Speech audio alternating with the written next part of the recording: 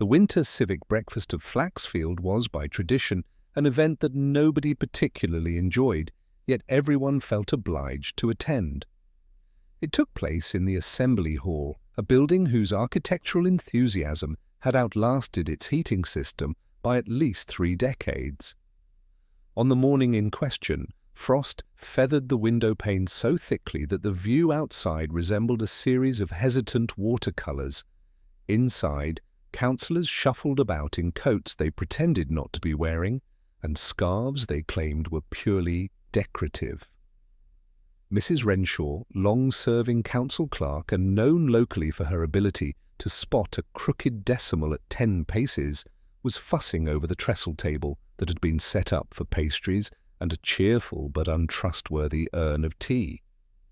She was adjusting a plate of currant buns, one of them persistently lopsided, when she noticed something that made her stop mid-fuss.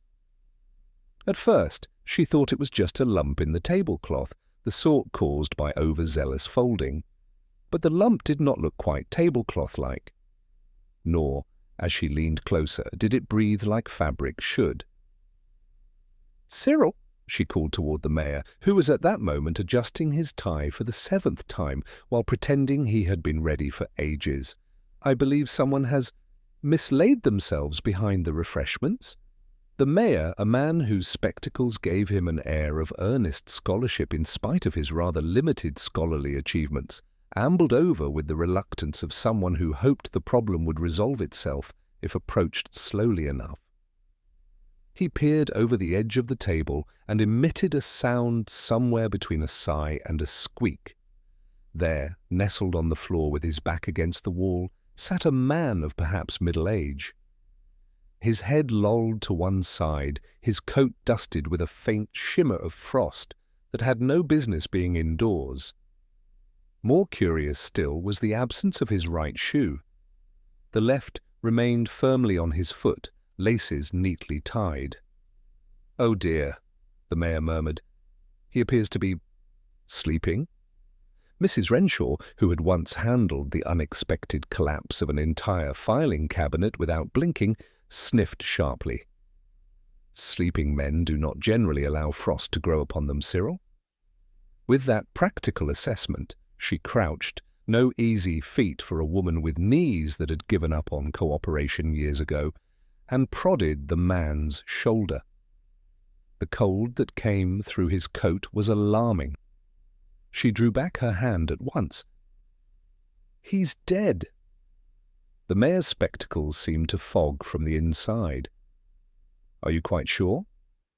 "Unless he's rehearsing for an exceptionally persuasive tableau," she replied. "Yes." Word of the discovery travelled across the hall faster than heat escaped it. Councillors who, moments before, had been discussing budgets and potholes, now gathered in a loose semicircle, united by equal parts curiosity and the hope that they would not be asked to help. Several made sensitive suggestions, such as offering the poor fellow a chair, which Mrs. Renshaw swatted away with a glance. Someone ventured, "Should we call Dr. Hockin?" "No," said Mrs. Renshaw crisply. "We should call the police."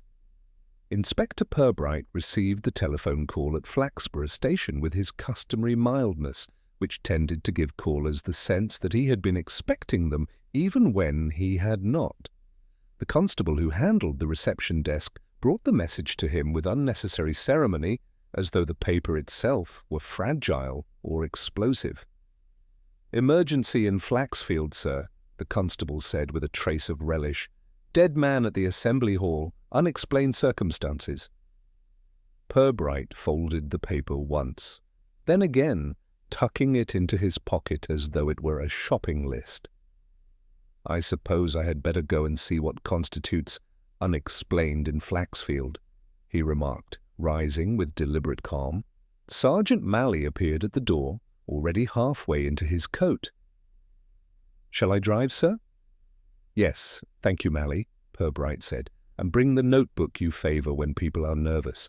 I suspect we shall encounter plenty of that." The drive to Flaxfield was quiet, except for the rhythmic swish of tyres over frost-stiffened roads. The fields were pale and still, sheep standing like hesitant punctuation marks amid the white.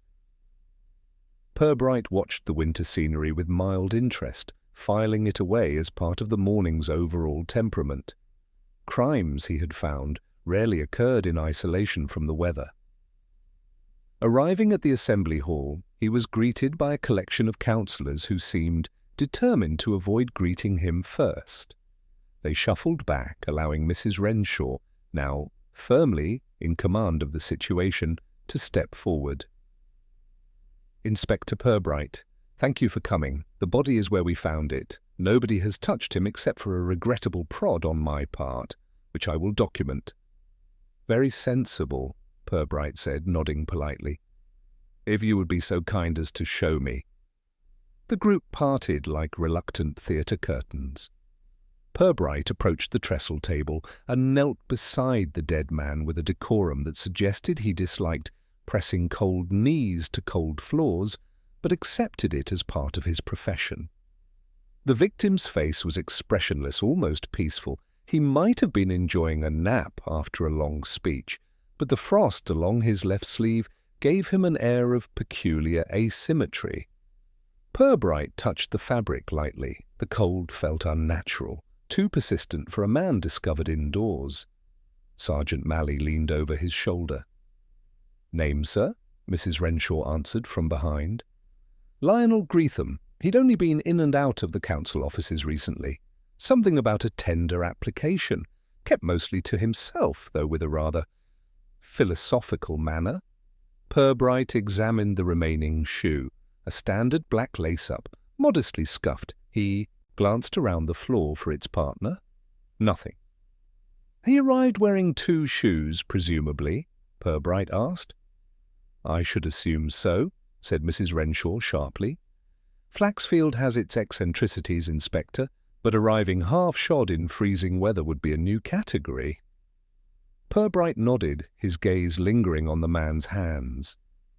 No signs of struggle, no debris beneath the fingernails. "Did anyone see him earlier this morning?" A few councillors exchanged looks. It seemed safer for each to wait for the others to speak first. Eventually, one of them cleared his throat. "I thought I glimpsed him near the garden gate at about 7, the man said. "But I could be mistaken. It was rather dark. Might have been a shrub." "A shrub wearing a waistcoat?" Purbright asked mildly. The councillor flushed. "Well, no." Purbright stood. "I imagine we shall learn more once the morning's conversations begin in earnest. For now, Mrs. Renshaw, if you could spare a moment inside your office later, I would appreciate a list of those who arrived early, and the schedule of the breakfast, such as it is." Mrs. Renshaw nodded. "Of course." Purbright turned back to the body, noting once more the frost that had formed only on the left side of Greetham's coat. A curious distribution, almost theatrical, and then the missing shoe, even more curious. He sensed not a solution, not yet, but the faintest rustle of something misaligned. Not malevolence, exactly, not even secrecy. Something quieter, more domestic in its awkwardness. A small-town embarrassment that had somehow grown too heavy for someone to carry. He straightened, smoothing his coat. "Let us proceed gently," he murmured to Malley. "This feels like the sort of business where the truth is timid and easily startled." And with that, the investigation began. News of Lionel Greetham's demise travelled through Flaxfield with the peculiar velocity reserved for events that were both troubling and faintly amusing. By the time Purbright had stepped from the assembly hall into the brittle morning air, half the town seemed already engaged in earnest discussion about how, when, and in what condition the man had last been seen. A pair of elderly gentlemen stationed themselves outside the bakery, hands clasped behind their backs in identical postures of speculative authority. As Purbright passed, one of them tilted his head with the solemnity of a man who had personally witnessed history. "Terrible business, Inspector," he called. "Saw the fellow myself around 6, marching up Market Lane like a man with a grievance." His companion nodded vigorously. "Except I saw him at 7:10 down by the river, standing very still. Unnaturally still, if you take my meaning." Purbright offered a courteous nod. "You are both confident in the times." "Oh, yes," said the first. "I always wind my watch at breakfast, and I had breakfast early today." The second man cleared his throat. "And I don't own a watch, but my joints tell me the hour, and they're rarely wrong." "Rarely?" echoed his companion, as though the joints themselves were listening. Purbright thanked them with gentle diplomacy and continued on, resisting the temptation to ask how joints distinguished between minutes. Inside the bakery, Mrs. Crampton, whose pastries had contributed to both the success of the civic breakfast and the downfall of many local diets, leaned over the counter to launch into her own account before he could speak. "Inspector, I must tell you I definitely saw Mr. Greetham at 5:30. He was pacing in front of the bandstand as though preparing to give a speech, very agitated, or rehearsing, hard to tell in that light." Purbright folded his hands politely. 5:30, you're certain?" "Certain. I'd stake my morning buns on it." "Your buns are generally dependable," he observed. "But tell me, was he speaking to anyone?" "No one visible," she replied, lowering her voice. "He was wagging a finger, though, very emphatic wagging." Purbright thanked her, purchased a small bun at her insistence, and stepped back outside as Sergeant Malley caught up with him, holding a handful of hastily scribbled notes. "Sir, I've gathered statements from 6 more people," Malley said, sounding both proud and slightly bewildered. "They all claim to have seen Greetham this morning, but none of them agree on where." Purbright raised a brow. "Not even approximately?" "No, sir. One claims he was arguing with a cyclist near the fountain. Another says he was whispering into the door of the post office." "Whispering, sir?" "That would explain the frost on his coat," Purbright said dryly.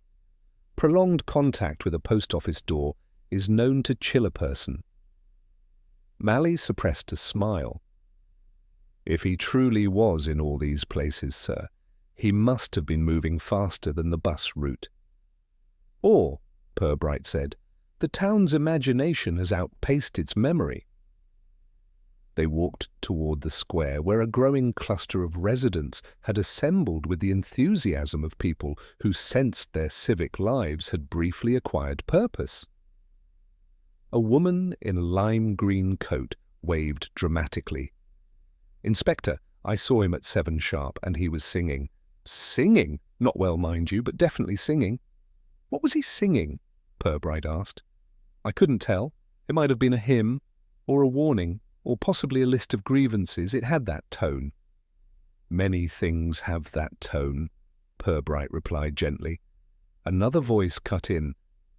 "Inspector, I saw him too. He was leaning against the chemist's window, looking quite mournful. I thought he might have had news of a medical nature." "Did you speak to him?" Purbright asked. "Oh, goodness, no. One doesn't interrupt medical mourning." Purbright nodded slowly, then turned as a younger man hurried up, breathless with the urgency of someone who had finally achieved relevance. "Inspector, you don't know me, but I saw him at 8 o'clock on the dot near the bus stop. He was tapping his foot and checking his watch repeatedly." Purbright considered this with mild interest. "What kind of watch?" "A gold one, very shiny." Mrs. Renshaw, who had appeared without warning, materialized beside them like an exasperated guardian spirit. "Lionel Greetham did not own a gold watch," she snapped. "He owned a perfectly respectable silver one which I saw just yesterday." The young man paled. "Ah, well, perhaps it only looked gold in the morning light?" Purbright thanked him gently. The crowd seemed to swell with fresh interpretations, like dough rising too enthusiastically. What he had hoped for was a clear sequence of sightings.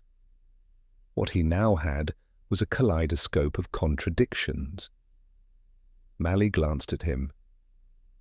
"Sir, do you think any of these accounts are useful?" "Individually? Perhaps not," Purbright said. "Collectively? Possibly illuminating." "How so, sir?" "They tell us less about Mr. Greetham's movements," Purbright said, "and more about the town's desire to have witnessed something important. People rarely resist the temptation to place themselves near an event." Mally nodded solemnly, as though reflecting on his own potential temptation to do exactly that. Purbright turned back to the group. "If anyone saw Mr. Greetham in possession of both his shoes this morning," he said, "I would be grateful to hear it." A silence fell. Several people glanced discreetly at one another, as though checking for consensus before speaking. Finally, a woman raised her hand timidly.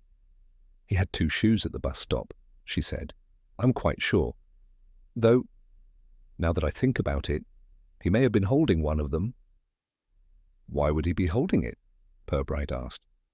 "Well," she said, looking perplexed, "it was early." This seemed to satisfy no one, including herself. Purbright thanked the crowd once again and stepped away, Mally trailing behind him with a notebook that now resembled a small anthology of contradictions. They paused at the edge of the square. Purbright placed his hands in his pockets, watching frost drift lazily from rooftops as the sun struggled to exist. "Sir?" Mally asked quietly. "Yes, Mally?" "What do you think actually happened this morning?" Purbright looked thoughtful. "I think," he said, "that Mr. Greetham's morning was considerably quieter than Flaxfield imagines, which makes one wonder who felt the need to reinvent it. And why they do that." "That," Purbright replied, "is the part that interests me." He glanced back at the assembly hall, its frosted windows now misting with the warmth of gathering activity inside. "Come," he said softly, "let's see what early arrivals and tidy alibis look like when repeated in a quieter room." And with that, the rumours continued to swirl around them, multiplying faster than the frost itself. Purbright returned to the assembly hall with the faint impression that the building itself had developed a nervous temperament. The frost on the windows had begun to melt into thin, uncertain streaks as though the glass were perspiring from the weight of gossip pressing against it. Inside, the councillors arranged themselves into polite clusters, each pretending to be far too occupied with pastries or paperwork to hover suspiciously near one another. Mrs. Renshaw intercepted Purbright before he had taken more than 3 steps. She held a clipboard with the righteous authority of a woman who had once reorganized an entire filing system after a minor earthquake had dared to disrupt it. "I have the list you requested, Inspector," she said, handing it over. "Arrival times, roles, and any notable peculiarities." Purbright scanned the sheet. The arrival times were neatly recorded in 4 columns, each with margins so precise they could have been measured with a ruler. Everyone had arrived at roughly the same time, many of them suspiciously so, as though they had consulted each other about punctuality in advance. "Thank you, Mrs. Renshaw," he said, folding the sheet. "Would you mind if we spoke privately for a moment?" She led him into her cramped office, which smelled faintly of peppermint tea and administrative resolve. Purbright sat across from her, noting the tidy row of pens at her elbow. "Mr. Greetham had been frequenting the council offices recently," Purbright began. "Do you recall why?" Mrs. Renshaw pursed her lips. "He applied for one of the council's maintenance tenders. Quite a small contract. Routine groundskeeping for the winter season. He was very earnest about it." "Too earnest, perhaps?" "In what way?" "He was determined to ensure the process was conducted with, how shall I put it, moral clarity." Her eyebrows rose at the phrase. "We are not, Inspector, known for corruption in Flaxfield, only the occasional minor favour or reciprocal courtesy."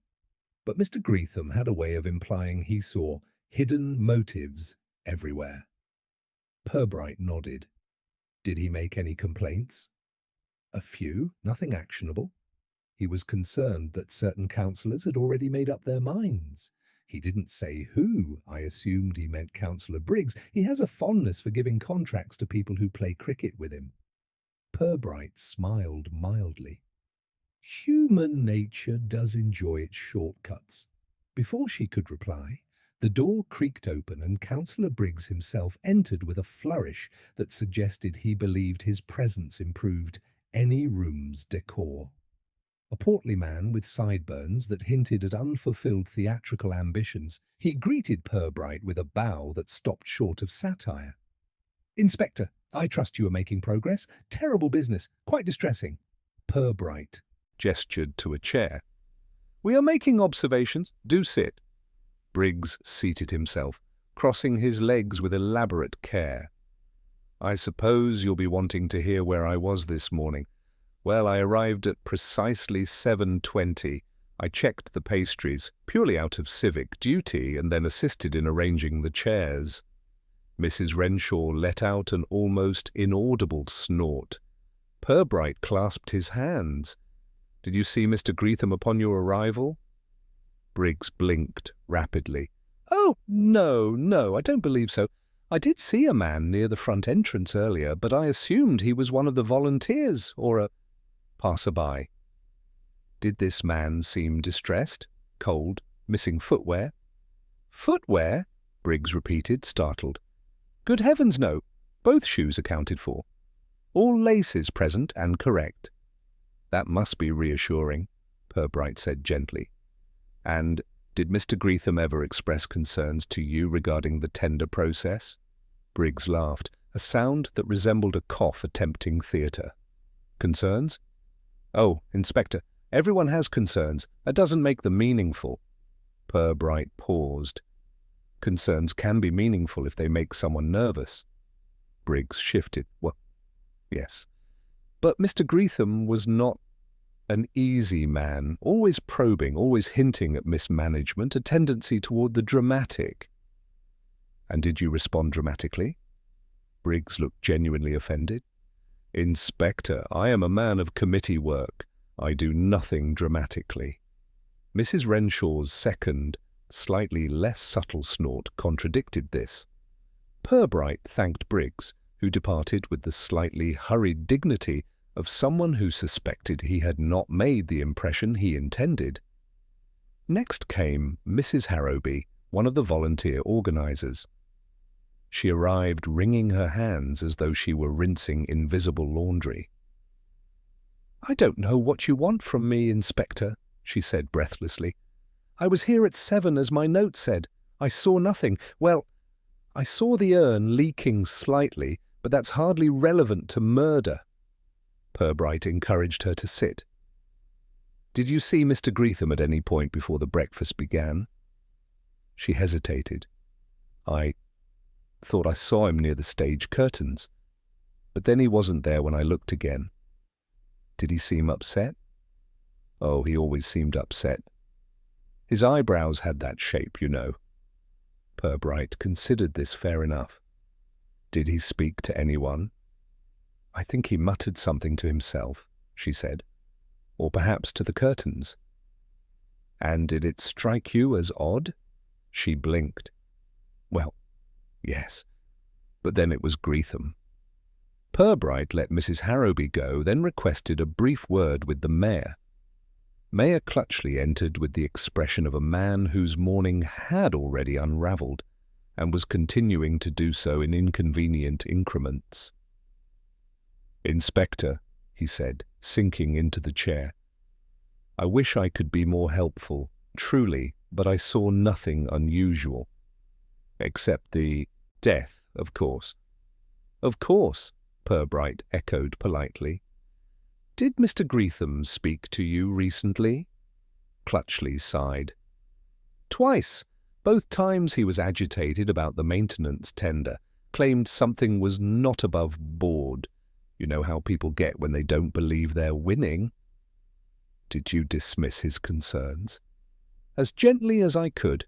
We're a small council, Inspector. If anyone sneezes, we form a subcommittee. Nothing sinister. Purbright studied him.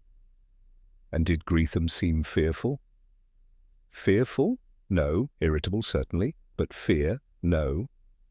The mayor stood, smoothing his jacket. You must understand, Inspector, this is a shock to us. Flaxfield prides itself on order. Even our misbehaviour is modest. When Clutchley left, the room settled into quiet. Purbright remained seated, fingers gently tapping the folder on his lap. The statements were tidy, too tidy, each polished into a shape that looked helpful but revealed very little beneath. Malley returned, holding a fresh page of notes. Everyone's stories match, sir, he reported, almost too well. Purbright nodded subtly. When accounts align this neatly without being asked to, Malley, it often means they've been trimmed to the same length. Trimmed from what, sir? That, Purbright said, rising, is what we must discover. He stepped back into the chilly hall where the councillors lingered, each wearing innocence with the stiffness of an ill-fitted coat. Something hovered among them, something muffled, embarrassed, and stubbornly unsaid. And Purbright, with the patience of a man accustomed to small-town truths, knew he would have to coax it out with care. The councillors had evidently reached a consensus while Purbright was conducting his interviews, for when he emerged once more into the main hall, a distinct atmosphere of cautious triumph hovered over them. It was the sort of air that settled whenever a group believed it had solved a problem neatly enough to avoid further personal inconvenience. Councillor Briggs was the first to step forward, puffed up with self-approval. "Inspector," he began, "we may be able to spare you considerable trouble. A name has come to our collective attention." Purbright regarded him with the polite curiosity one might afford a child who has proudly assembled the wrong puzzle picture. "I see, and what name would that be?" "Owen Babb," Briggs declared, as though presenting an airtight argument. "The groundskeeper, a notorious temper, that man, known to shout at equipment, once threw a rake into a hedge." Malley, who stood just behind Purbright, blinked. "A rake, sir?" "Yes, Sergeant," Briggs said gravely, "an implement of some weight." Another councillor, Mrs. Hardwick, nodded vigorously. "And he had an argument with Mr. Greetham only last week, something about the tender application. Babb believed Greetham was trying to take work that rightfully belonged to him." Purbright asked. "Was it work he had previously been contracted to do?" "Well, no," Mrs. Hardwick admitted. "But he thought it should have been. He has been trimming the hedgerows for years, you know. Unofficially, of course." "And unofficial work often leads to very official grievances," Briggs added, clearly warming to the performance.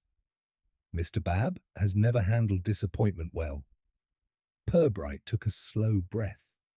"Did anyone witness this argument between Mr. Babb and Mr. Greetham?" Silence. Councillors exchanged glances with the embarrassed coordination of people who had collectively misplaced a vital detail. "Well," Mrs. Hardwick said at last, "we were informed of it." "By whom?" She hesitated. "By Owen himself." Purbright's expression remained perfectly courteous.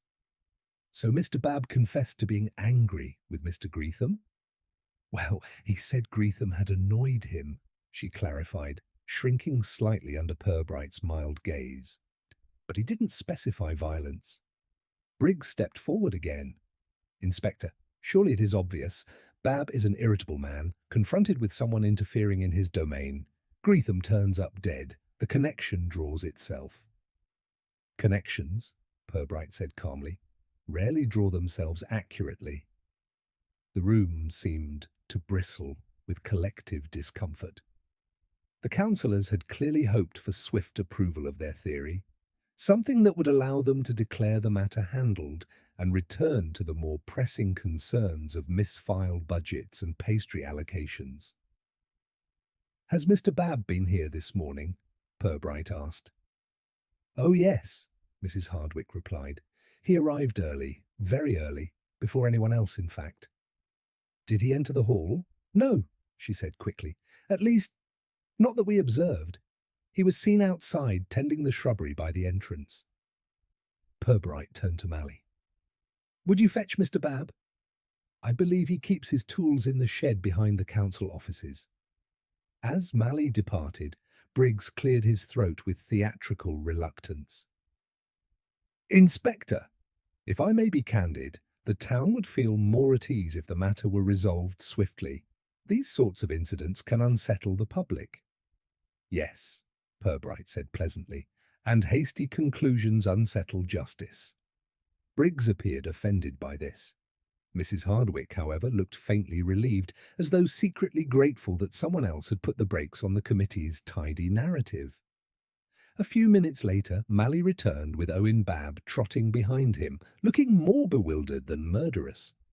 Babb was a wiry man with a thatch of hair that suggested he had recently lost a protracted argument with the wind. His boots were coated in mud of a thickness that indicated long-standing familiarity. "Morning, Inspector," Babb said with an anxious nod. "Sergeant here says you want a word." Purbright gestured to a nearby chair. "Just a few questions. You had a disagreement with Mr. Greetham last week?" Babb sat, twisting his cap in his hands. "A disagreement? Oh, well, yes, I suppose so, but only a small one. He told me I shouldn't put in for the contract again. Said the council wanted someone more formal." "Formal?" Purbright repeated gently. "Aye. Said I didn't keep records neat enough. Which is true, I don't, but I keep the grounds tidy, which is what matters." "Were you angry?" Babb scratched his head. "I was annoyed. Not angry enough to kill a man, if that's what you're thinking." Briggs shifted indignantly. "Now see here." Purbright raised a hand. "Mr. Babb, where were you this morning?" "In the garden beds, clearing frost from the sprinklers. Someone's got to do it, and no one else was about." "What time did you arrive?" 6:15, earlier than usual. Couldn't sleep." "Did you see Mr. Greetham at any point?" Babb hesitated. No, I didn't, but I heard something odd. A sort of thump indoors. Thought it might have been someone dropping the chairs." "Did you look inside?" "No, Inspector, didn't seem like my place." Purbright studied him for a long, quiet moment. Babb met his gaze with a mixture of defiance and nervous honesty, the sort of expression that seldom accompanied guilt, but frequently attended lives accustomed to being misunderstood. Briggs leaned forward. "Inspector, surely you can see—" "I can see," Purbright interrupted gently. "A man who is muddy, tired, occasionally irritable, and entirely unused to being the convenient suspect in someone else's tidy solution." Mrs. Hardwick's eyes widened. Briggs recoiled. Purbright turned back to Babb. "You may go, Mr. Babb, but stay close by." Babb stood, visibly relieved. "Thank you, sir. Truly." As he left, Purbright faced the councillors once more. "You were quick to assign responsibility," he said in his mildest tone. "Quicker, perhaps, than the evidence warrants." Briggs stiffened. "We were trying to be helpful." "Yes," Purbright replied. "But help is rarely helpful when it comes pre-packaged with hope and convenience." Silence settled, uneasy and shifting. And behind that silence, Purbright sensed something else. Something the councillors were not yet ready to reveal. Something they very much hoped he would overlook.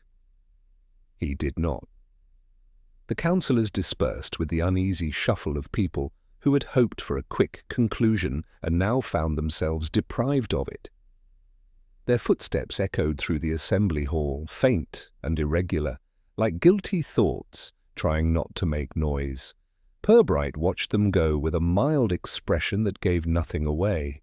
When the last of them slipped through the double doors, he allowed himself a quiet breath. Mally approached, notebook in hand, looking perplexed. "Sir, it seems they'd already settled on Bab before we arrived."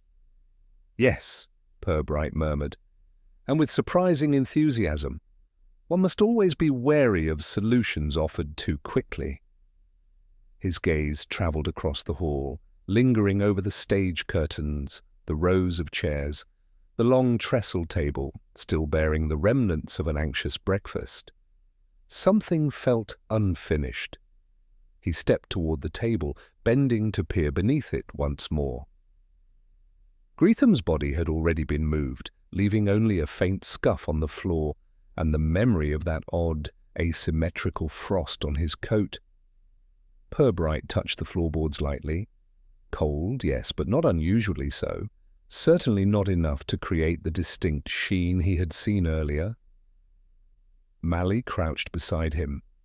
"Looking for something, sir?" "I'm not entirely sure," Purbright replied.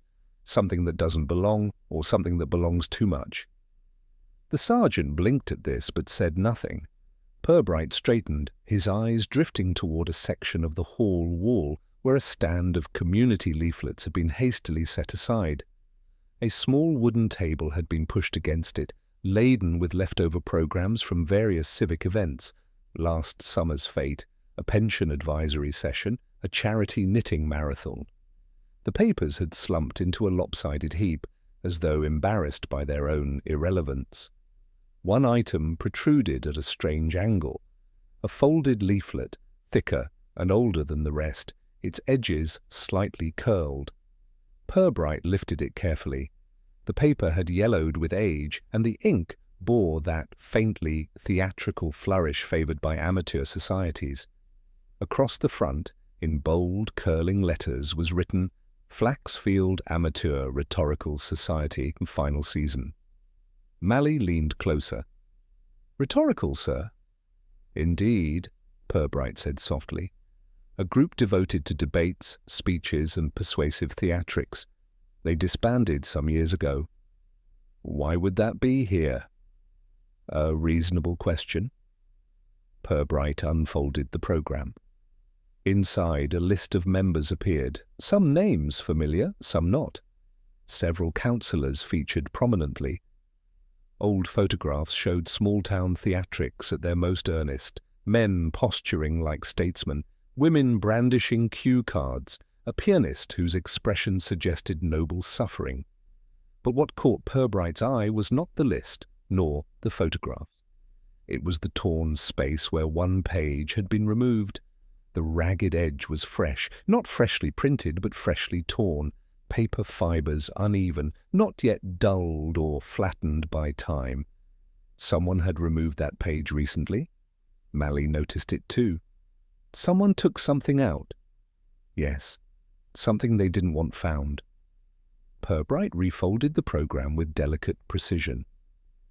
"And it appears Mr. Greetham may have had this in his possession." Mally frowned. "Could it have belonged to him?" "It seems plausible. Mrs. Renshaw mentioned he was concerned about the tender process. Perhaps he believed it connected to history. Old grievances often leave long shadows." Mally scratched his head. "But what would an amateur debating society have to do with a murder?" Purbright smiled faintly. "You'd be surprised how many civic disputes begin in rooms full of chairs, lecterns, and people convinced they have something essential to say." He placed the program under his arm and resumed walking around the hall, examining corners, chair legs, and discarded papers. Most items held the quiet irrelevance of a community event in disarray. Yet something about the atmosphere felt cautious. The room seemed to hold its breath.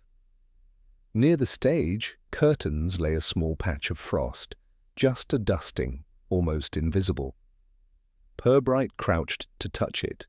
The chill lingered unnaturally on his fingertips. "Odd," he murmured. Mally looked puzzled. "But, sir, we've had frost everywhere this morning." "Yes," Purbright replied. "Outside, not within."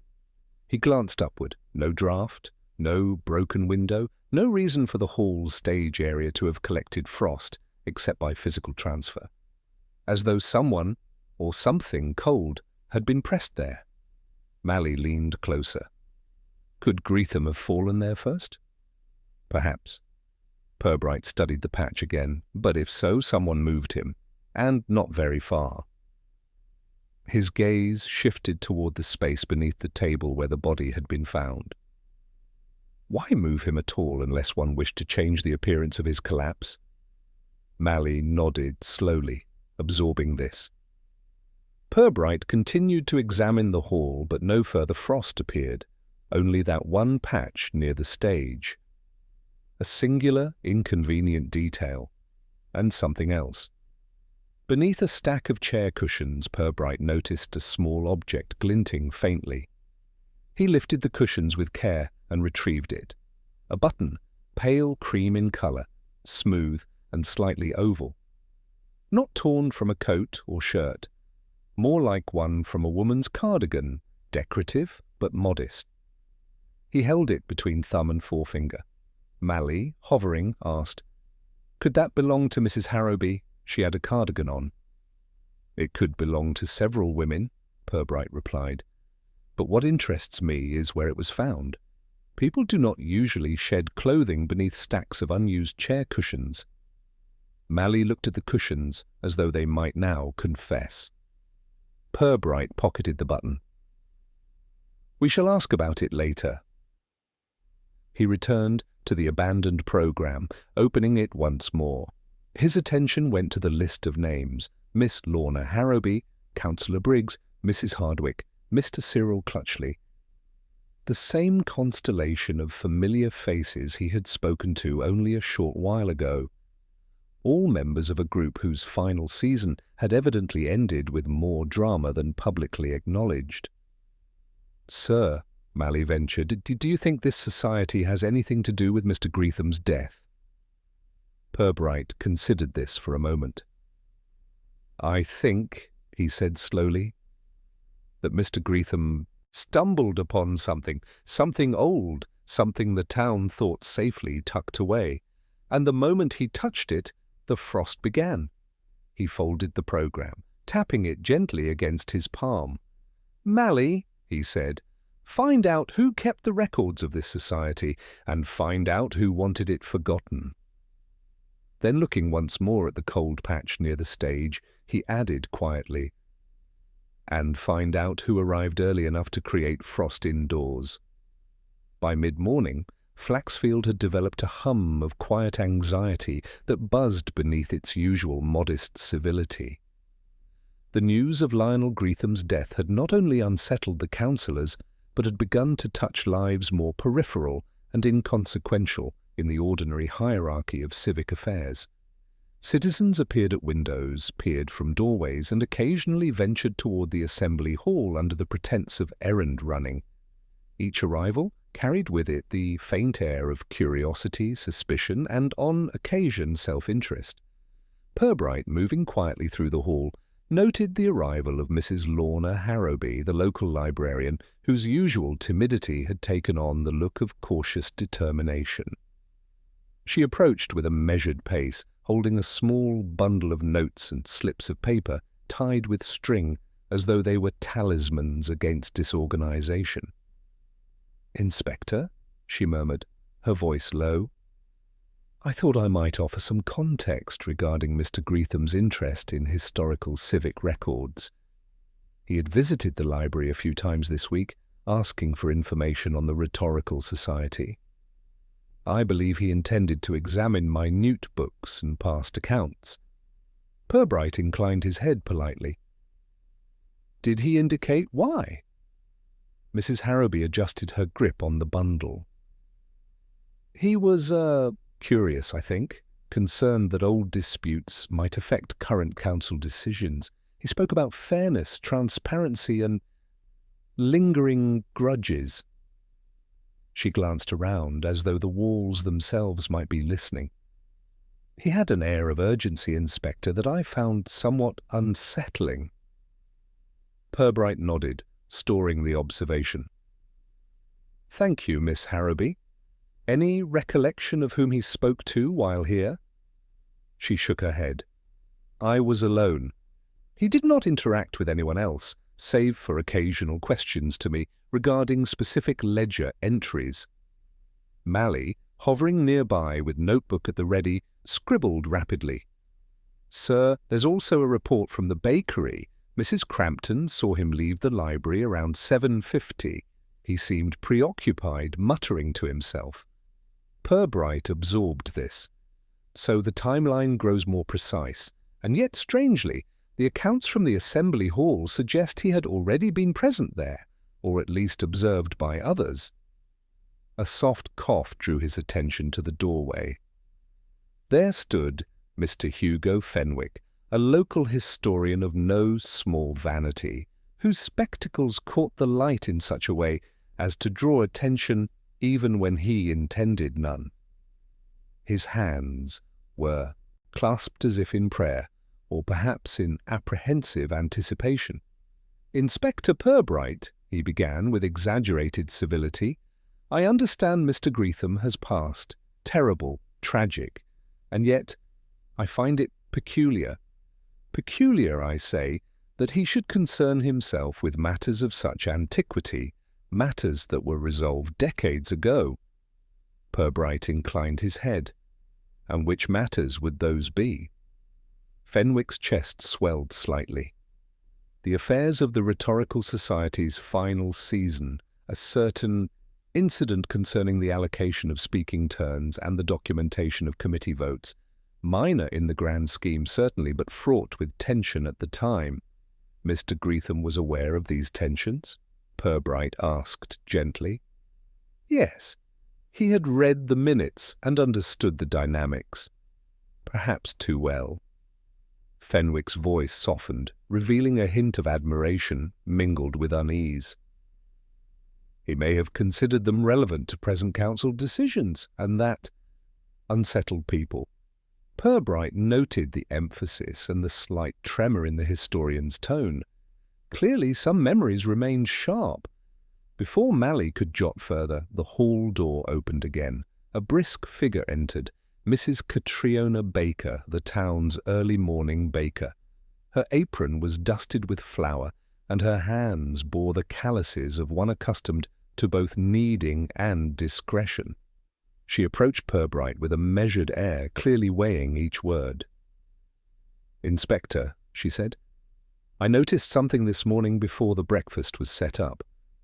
I saw a figure moving near the rear entrance just after dawn. It was difficult to be certain, but the posture, the gait, I believe it might have been Mr. Fenwick himself, though I cannot swear to it." Purbright's gaze lingered for a moment. "At what time?" "Shortly after 5. The frost was thick on the grass. I thought it odd, but assumed he had some private matter to attend to." "Did he carry anything?" She hesitated. "A small bundle, perhaps papers. It seemed wrapped, tied in string." Purbright filed this detail quietly. It aligned too neatly with Mrs. Harrowby's account and suggested someone else besides Greetham had been concerned with the old records at an unusually early hour. The librarian and the historian exchanged brief, nervous glances. Purbright detected the faintest tightening around Fenwick's eyes and Harrowby's lips, subtle signals of awareness, perhaps unease. Small-town habits, he reflected, often left their mark not on paper, but upon posture and gesture. Mally scribbled a note. "So now we have early access, bundles of documents, and multiple witnesses noting movement before the hall officially opened." "Exactly," Purbright said softly.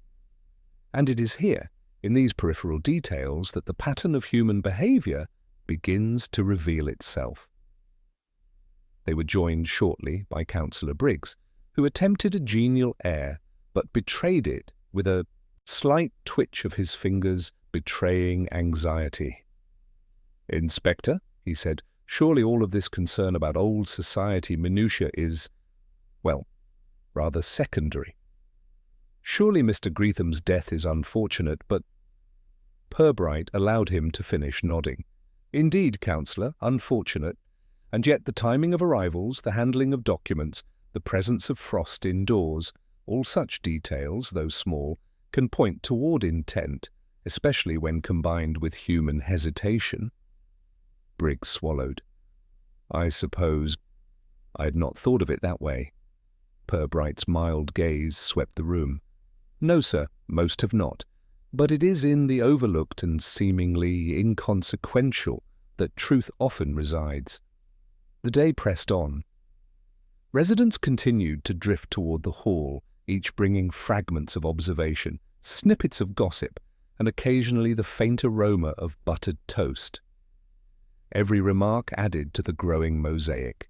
The librarian with her records, the historian with his memories, the baker with her early observations. Each ripple extended outward, overlapping, sometimes contradicting, but always enriching the subtle tension surrounding the investigation. Mally jotted furiously. Sir, it seems everyone has a connection to the society in one way or another. Precisely, Purbright replied, turning toward the window and observing the frost glinting faintly on the garden beds outside. And connections, Sergeant, are not mere coincidences. They are threads. Pull one carefully, and you begin to feel the entire weave of town life shift. A faint knock at the door drew Purbright's attention. Another resident, hesitant and flushed with embarrassment, appeared, clearly seeking to contribute without overstaying welcome. Such arrivals, he noted, were often the most revealing.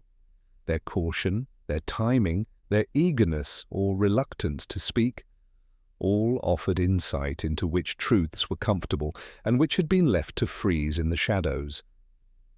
He gestured for the newcomer to enter. Come in. Tell us what you have seen. And as the accounts unfolded, Purbright felt the unmistakable rhythm of investigation beginning to take form.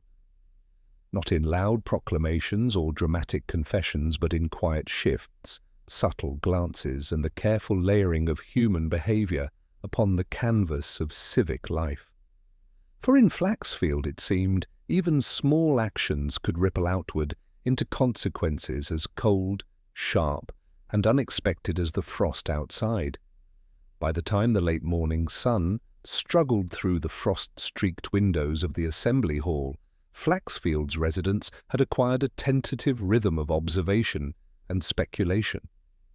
Citizens, initially content to whisper from thresholds, now drifted into the hall under the guise of errands and the polite need to check on the progress of the investigation.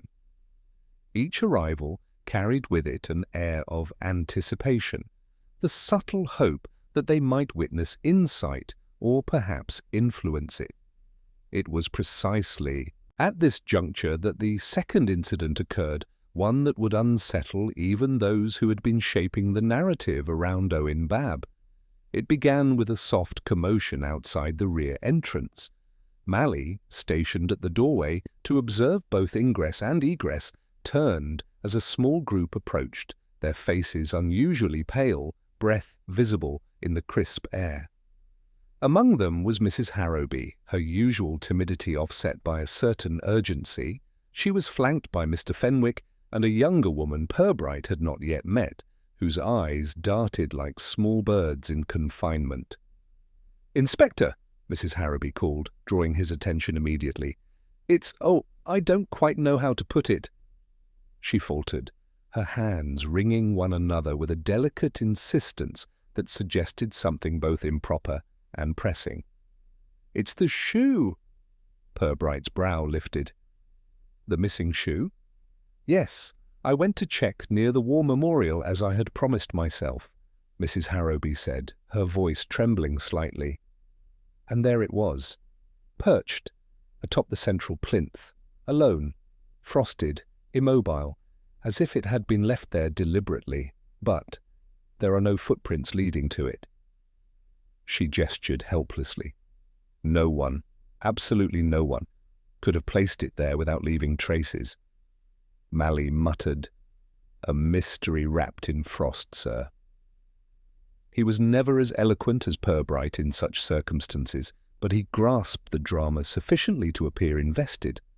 Purbright approached the window, considering the brief stretch of yard between the hall and the memorial.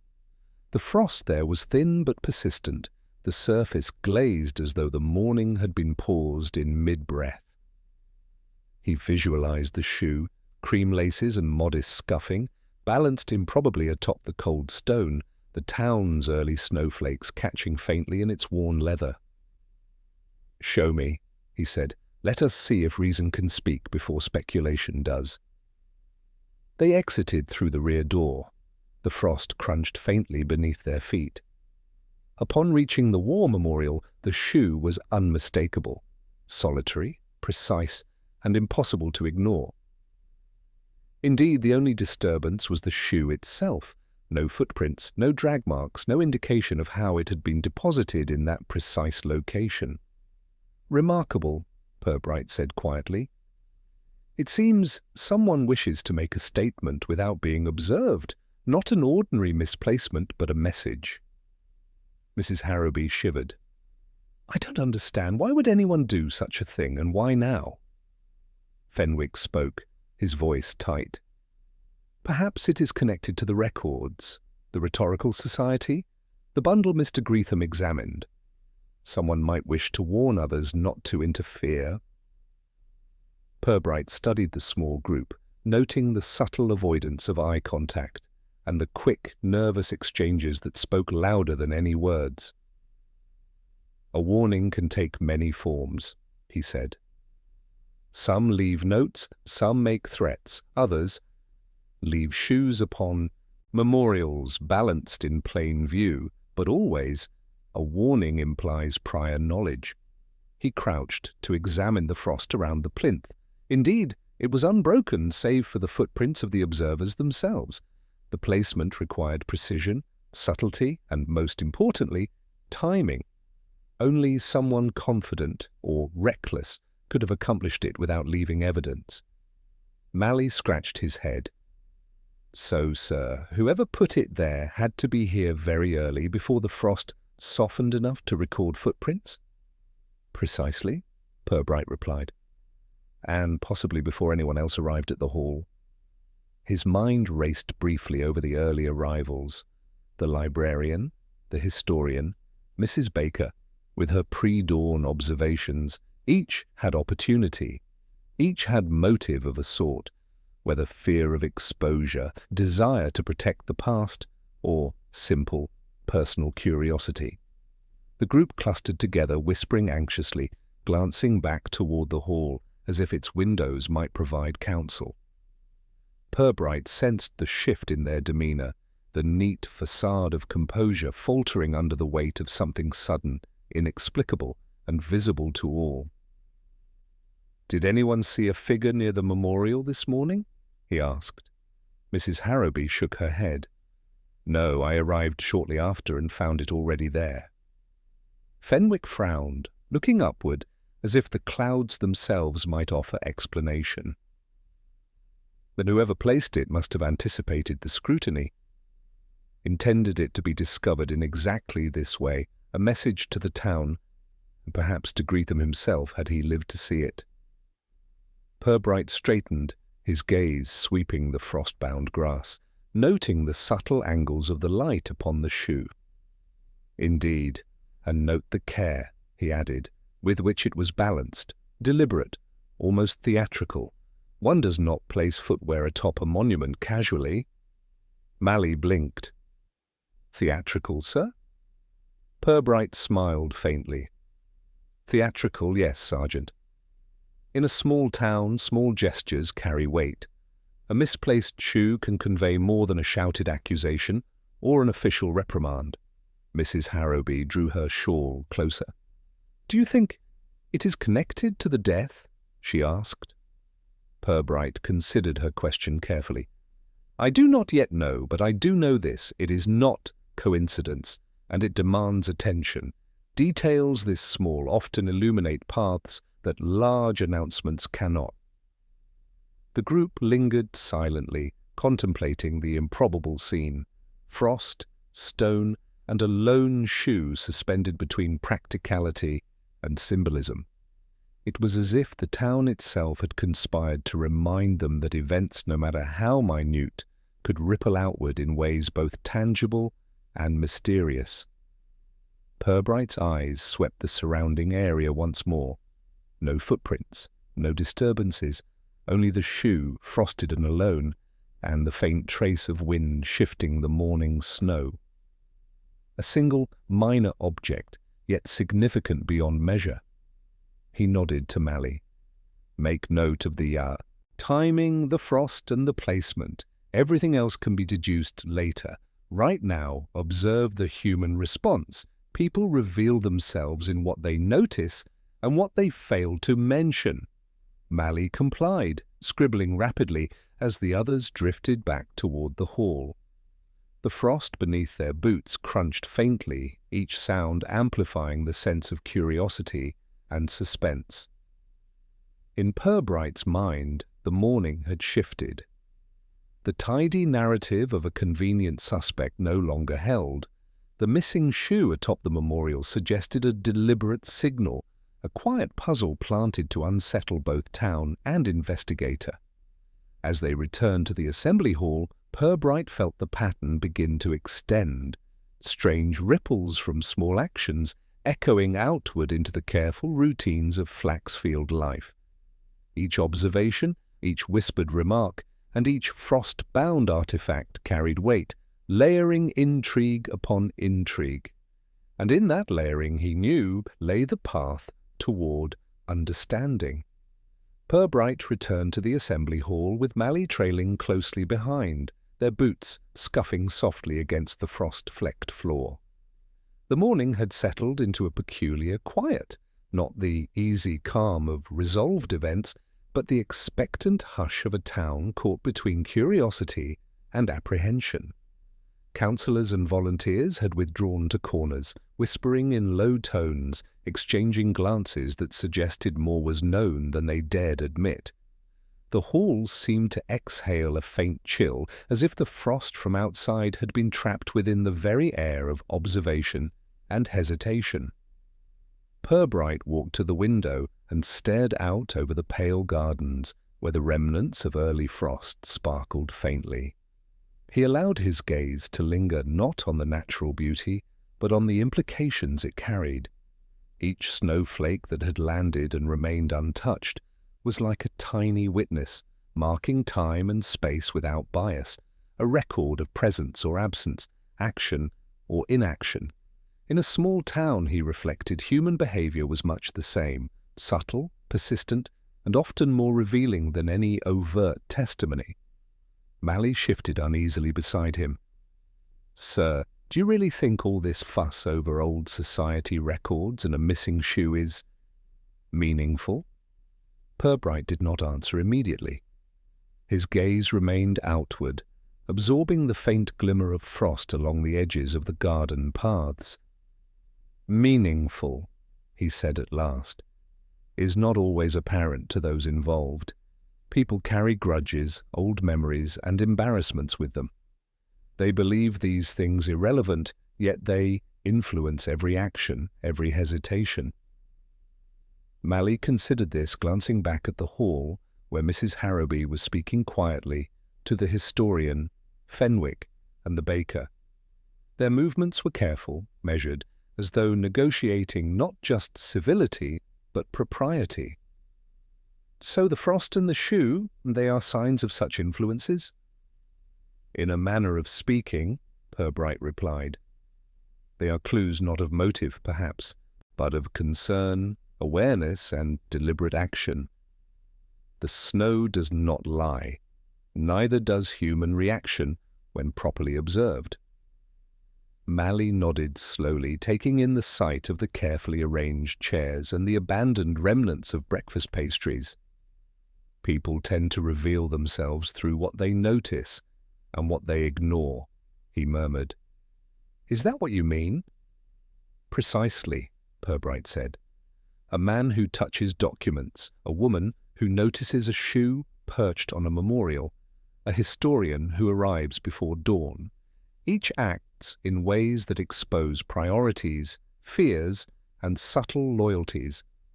The small gestures, Sergeant, are far more telling than grand declarations. He moved along the hall, eyes sweeping the room with measured attention. Frost lingered faintly near the stage curtains where the cold patch had appeared earlier, a quiet testament to the second disquieting event. He crouched briefly to observe it again, noting the residual chill against the polished floor. The frost, like the town's collective nerves, had not fully dissipated, and its persistence suggested deliberate placement rather than accident. Mally frowned. "Sir, do you think someone is trying to send a message?" Purbright allowed a faint smile.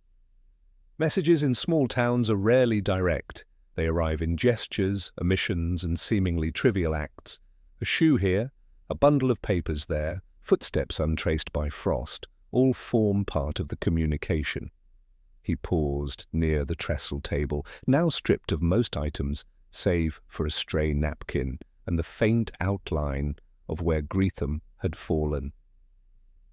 "Mr. Greetham," he murmured, was interested in details that others would prefer remain buried. He sought clarity, fairness, and perhaps a measure of propriety, but small towns guard such matters jealously. The past, though long concluded, exerts influence quietly, but insistently. Mally followed him in silence, absorbing the quiet tension. "Do you think someone acted out of fear of exposure, then?" "Possibly," Purbright said, "but one must remember that fear is rarely the whole story. Embarrassment, pride, habit, and social pressure often play a greater role. People rarely commit overt acts without a combination of motives, and it is precisely this interplay that makes human behavior subtle, complex, and difficult to unravel." He walked toward the window again, tracing the frost patterns on the sill with a gloved fingertip. "The frost reminds me," he said softly, "that even the coldest, smallest trace can be telling. A disturbance too slight for ordinary notice can reveal intent, proximity, or opportunity. In a small town where habits are predictable, these minor anomalies speak loudly." Mally jotted notes, eyes following the inspector's measured gestures. "So every observation, however minor, contributes to the picture." "Yes," Purbright confirmed. "Each piece of information, when combined with others, forms a network of human behavior. That network, when properly understood, is far more revealing than any single statement, document, or report." He paused, looking at the frost glinting along the edge of the stage once more. "Observe the people, Sergeant. Watch how they respond to one another, to events, and to silence. Truth often emerges in the interplay between what is said and what is deliberately left unsaid." A faint knock at the hall door drew their attention. Another resident, pale and hesitant, entered to offer a casual observation, unaware of the significance of their timing or words. Purbright acknowledged them with quiet courtesy, absorbing the information as carefully as he had the frost, the shoe, and the small bundle of papers. Everything he knew was connected, though the connection was subtle, layered, and slow to reveal itself. He returned to the center of the hall, hands behind his back, letting the winter sunlight trace gentle patterns across the floorboards. Flaxfield, in its serene facade, appeared untroubled, but beneath that calm, currents of anxiety, pride, and secrecy flowed as persistently as frost creeping across a pane. In these currents, Purbright saw the outlines of the truth, not in a sudden flash, but in quiet, deliberate gestures, in human reactions weighed against opportunity and constraint. Mally, still observing, finally asked, "Sir, when do we start connecting these dots?" Purbright's mild gaze swept the hall one last time before he replied, "We observe first, Sergeant. We watch. We allow the small disturbances, the frost, the shoe, the papers, to reveal their relationships. And then when the pattern becomes clear, we proceed with care." He moved toward the window again, eyes on the garden where the frost persisted, untouched and unyielding. For now, he said softly, we reflect among the frost. Only by reflection can one perceive the intentions hidden beneath civility. And as he stood there, the hall silent, except for the soft murmur of whispers and the faint settling of frost upon the window ledges, Purbright allowed himself a moment of patient contemplation, certain that the answers were embedded in the quiet acts, gestures, and subtle ripples of the town's daily life. Purbright had spent the better part of the morning observing the subtle currents that rippled through the assembly hall. Each glance, hesitation, carefully measured word had offered a faint illumination of human behavior, but nothing conclusive. The frost, the misplaced shoe, the torn program, each was a fragment of a larger puzzle. And now, to discern how the pieces fit, he required a test, subtle, polite, yet revealing. He called Mrs. Harrowby Fenwick and Mrs. Baker to a brief gathering under the guise of discussing general observations from the morning. The trio arrived punctually, each carrying their own apprehension disguised beneath courteous greetings. Purbright's serene air contrasted sharply with their internal unease. "Thank you for coming," he said, gesturing toward the modest seating in a semicircle.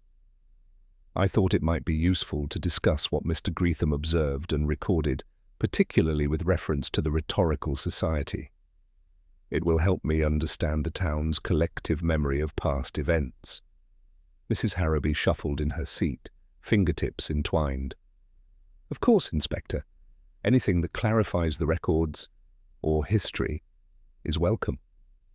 Fenwick adjusted his spectacles, shoulders stiff. "Yes, Inspector, I hope this will not be too probing." "Probing only inasmuch as is necessary to reconstruct events accurately," Purbright said gently. "And I assure you I am not here to cause discomfort, merely to understand." Purbright allowed the words to hang, observing the subtle reactions.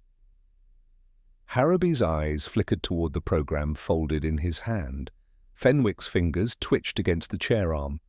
Baker's stance shifted ever so slightly, a momentary betrayal of vigilance. These were small signs, easily overlooked by anyone less attentive. "I have a simple question," Purbright continued. "Earlier this morning, before the hall was open to most residents, did anyone notice anything unusual? Objects, movements, or arrangements that might now seem curious?" His voice remained calm, neutral, devoid of accusation. Mrs. Baker cleared her throat. "Well, I saw someone moving near the rear entrance very early, before I began deliveries. I cannot be certain of who it was, sir. Perhaps Mr. Fenwick, perhaps another early riser. The frost was thick, so my vision was limited." Purbright nodded, letting the comment sit. "A reasonable observation. And did you notice any objects moved or placed in unusual positions? Something left deliberately, perhaps to be discovered later?" Mrs. Harrowby exchanged a glance with Fenwick, the flicker of hesitation registering subtly. Well, the shoe on the memorial. It seemed odd, sir. Too precise to be accidental." "Yes," Purbright said softly. "Precisely my thought. Such acts suggest foreknowledge, careful timing, and deliberate intent. That is why I am seeking clarification." He allowed the room to digest the remark, noting the micro-expressions. The slight tightening of Fenwick's jaw, the small intake of breath from Harrowby, the subtle withdrawal of Baker's gaze. "I wonder," Purbright continued, "if the torn page from the program might have significance in this sequence. Who among us handled the records yesterday, or sought access before the official hours?" There was a barely perceptible shift. Fenwick's hands tightened over his notebook. Harrowby glanced downward. Baker's lips pressed together, almost imperceptibly. "I merely wish to reconstruct events accurately," Purbright said, leaning forward with an easy politeness. "The timing of arrival, the movement of objects, the documents consulted, it all forms a chain. Each link matters. Omissions, hesitations, or inconsistencies reveal much about intent and opportunity. Fenwick's voice, when he spoke, was measured. Inspector, I was up early, yes, and I may have consulted some records, though only to verify historical dates and committee minutes. I did not move anything or interact with Mr. Greetham inappropriately. Of course, Purbright said, nodding. Yet the presence of frost indoors and objects arranged in certain ways suggests someone accessed the hall before most. The precise balance of the shoe atop the memorial, for instance, required care. Accidental placement seems implausible. Mrs. Harrowby fidgeted. I was not responsible, Inspector. I arrived only after sunrise. Purbright inclined his head, eyes calm, expression neutral. I believe you, Miss Harrowby. And yet by sharing what you observed and by recalling movements or gestures that may have seemed inconsequential at the time, you assist me in understanding the pattern of events. He allowed a pause, observing reactions closely. Fenwick shifted uncomfortably. Baker's hands clenched lightly. The room, though outwardly civil, betrayed tiny fissures of unease. Purbright noted them without comment, internalizing the information for later consideration. Intentional or not, he said finally, small actions convey messages. Whether by design or accident, they reveal attention, timing, and involvement. One cannot ignore such traces in a small town where every action, however minor, has potential significance. The trio listened attentively, careful to maintain composure, yet each reflected the subtle internal reckoning Purbright expected. Small gestures, a tilt of the head, the fleeting glance toward a door, the slight shift in posture betrayed consciousness of prior acts, whether of observation or interference. I thank you, Purbright concluded politely. Your willingness to share details, even those that seem trivial, is essential, and may I remind you, small acts, unnoticed by most, often leave the clearest trace. Observe one another and yourselves. Accuracy, even in the minutest detail, will illuminate what has been hidden. As the meeting concluded, the three stood, exchanging polite murmurs and hurriedly excusing themselves. Purbright watched them leave, noting the subtle stiffness in Fenwick's gait, the lingering hesitation in Harrowby's step, and the guarded vigilance of Baker. Each had revealed something, however slight, about knowledge, presence, or concern. Turning to Mally, Purbright said softly, "You see, Sergeant, the truth is rarely shouted. It appears in gestures, in pauses, in what people wish to conceal under the guise of civility. One must provoke neither outrage nor fear. One need only ask politely, with patience." Mally nodded, understanding at last why Purbright so carefully cultivated calm, courteous inquiry. The test had not required confrontation, accusation, or dramatics. Yet it had succeeded. Each reaction, each twitch of expression, each measured hesitation had quietly identified those who bore knowledge, and perhaps those whose anxiety signaled prior involvement. In small towns, Purbright reflected, civility often masks much, but it cannot fully conceal the truth.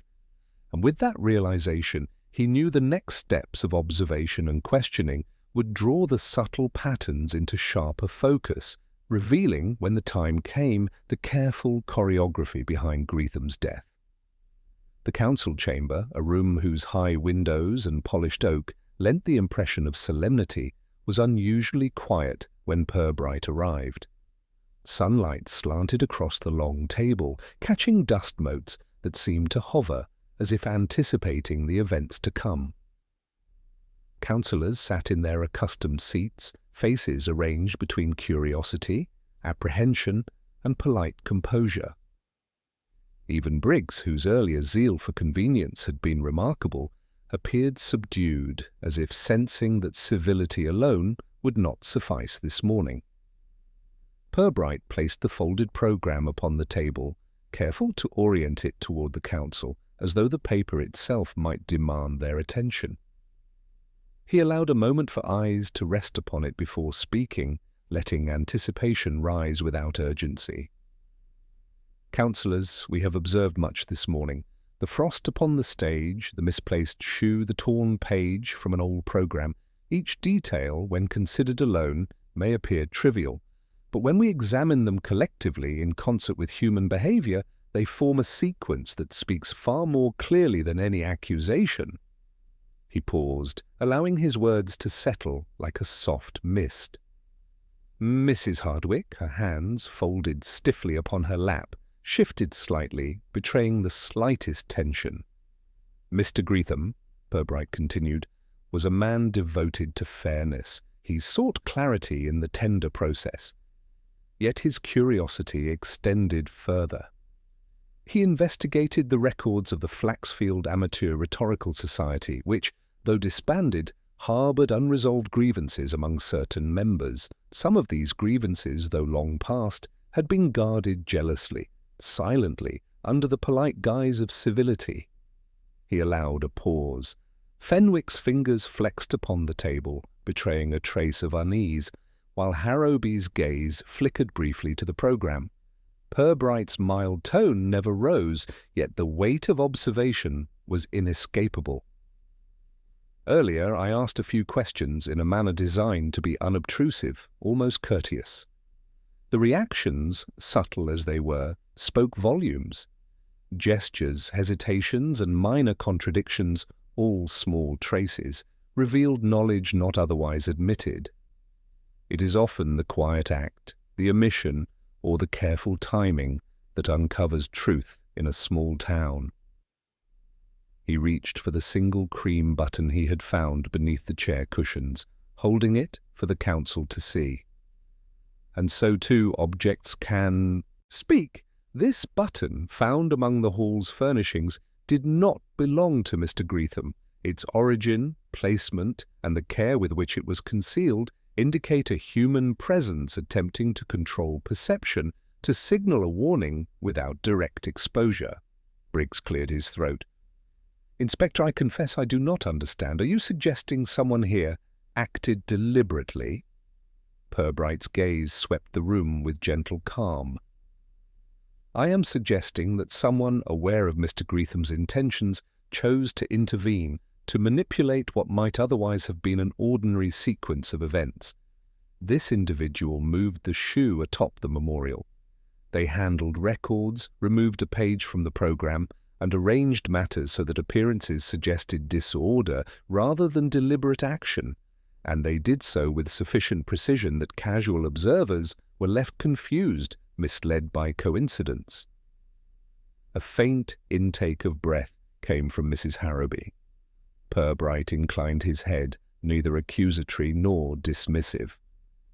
This was not an act of public aggression, nor of dramatic violence. It was subtle, calculated, and intended to protect the reputations and secrets some wished to remain buried, but it also placed Mr. Greetham in a position where his death, though, let me clarify, unintended, became almost inevitable.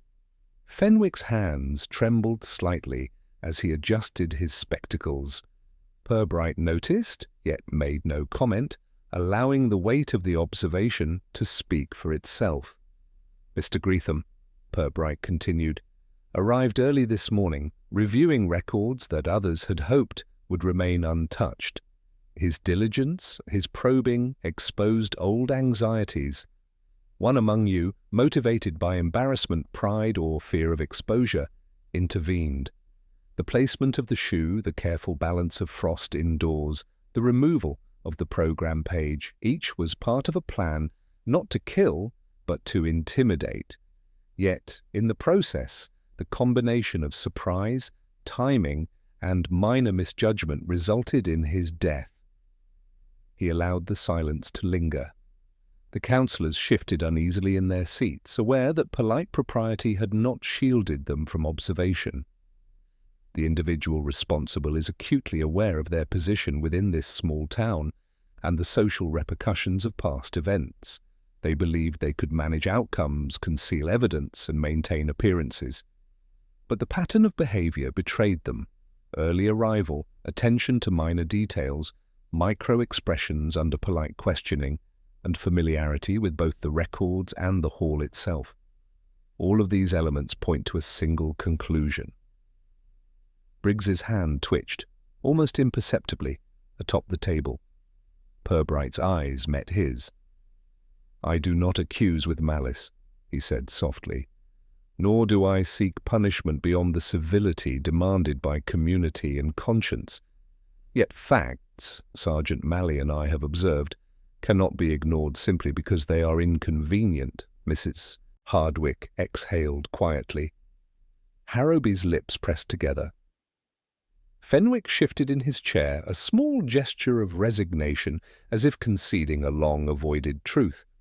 "Inspector Purbright," Briggs stammered, "surely you cannot mean—" "I mean," Purbright interrupted gently, "that the events of this morning, and indeed the subtle disturbances preceding them, were orchestrated to conceal concern over old grievances within the Rhetorical Society. One person, motivated by anxiety over exposure, acted to influence perception. In doing so, the fatal outcome for Mr. Greetham was regrettably produced." He let his words settle. The chamber was quiet except for the soft rustle of papers and the faint ticking of a clock on the far wall. Each counsellor, aware now of the full scope, processed the revelation in their own way: guilt, embarrassment, relief, or shock. Purbright's calm, measured tone allowed them space to absorb it without confrontation, leaving no room for denial, yet preserving dignity. "And so," Purbright concluded, "the matter, though tragic, is clarified. The patterns of frost, the carefully placed objects, the reactions under polite questioning all converge to indicate intent, opportunity, and the subtle mechanisms of concealment. It is through these, rather than forceful accusation, that truth emerges in a small town." He folded the program with care, returning the button to his pocket. "It is now for the town to respond as it sees fit, quietly, with civility and reflection, and for us to ensure that further missteps, accidental or deliberate, are prevented through observation and prudence rather than speculation alone."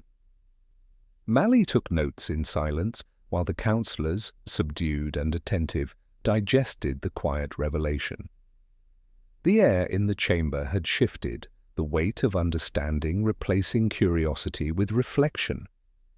In the calm aftermath of disclosure, Purbright observed the subtle change in posture, the small relaxations and tensions, the gestures that now aligned with the truth rather than illusion.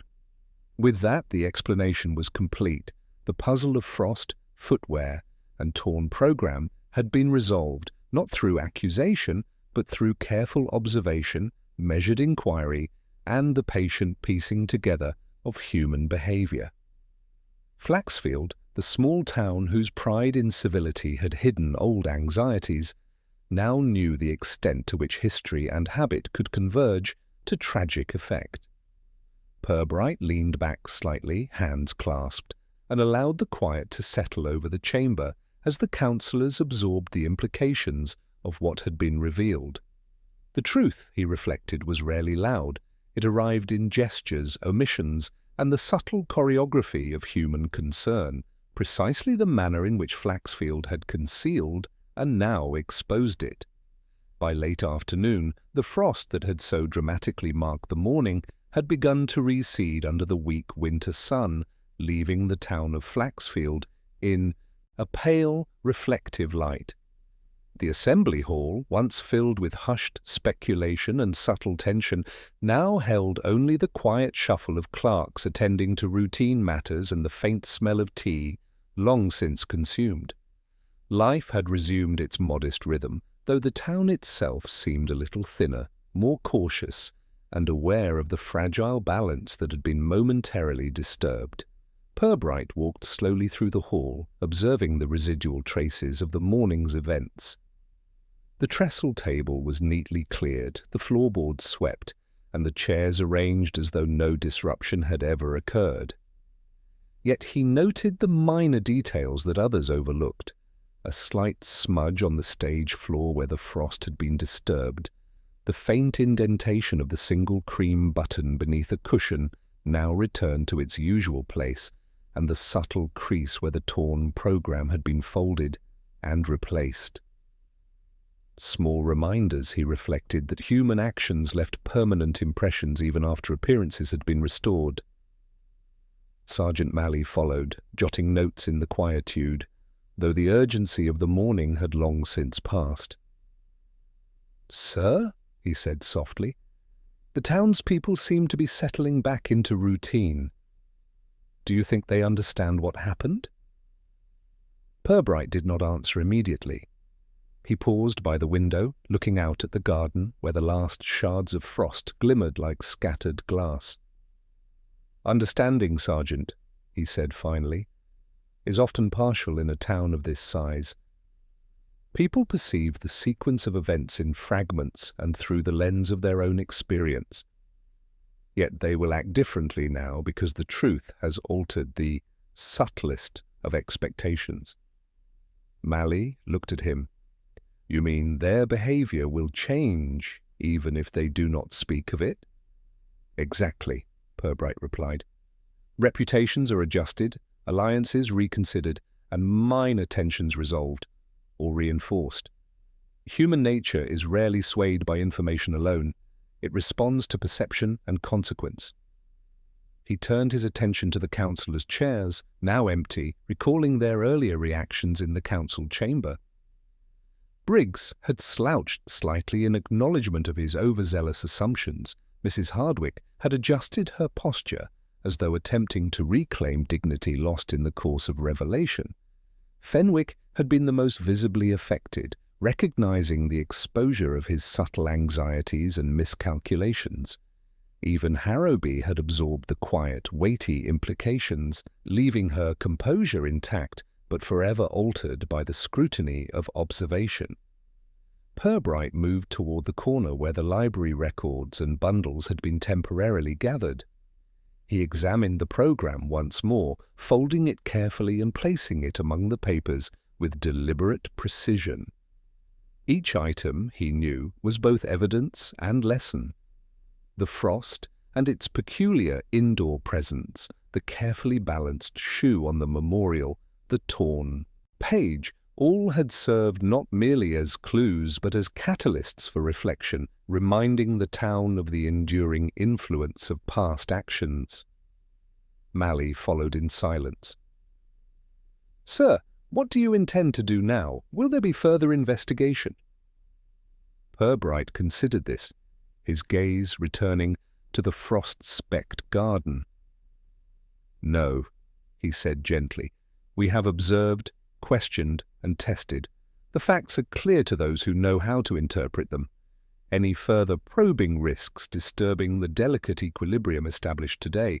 The remaining task is to allow the town to resume its routine, informed by insight rather than speculation." Malley nodded. "So, discretion over drama?" "Precisely," Purbright replied. "In small towns, discretion often teaches more than confrontation. People learn through subtle consequence, the awareness of what has occurred, the recognition of their own reactions, and the quiet reshaping of expectations. They moved toward the exit. Outside, townspeople went about errands with the polite circumspection that follows a period of collective reflection.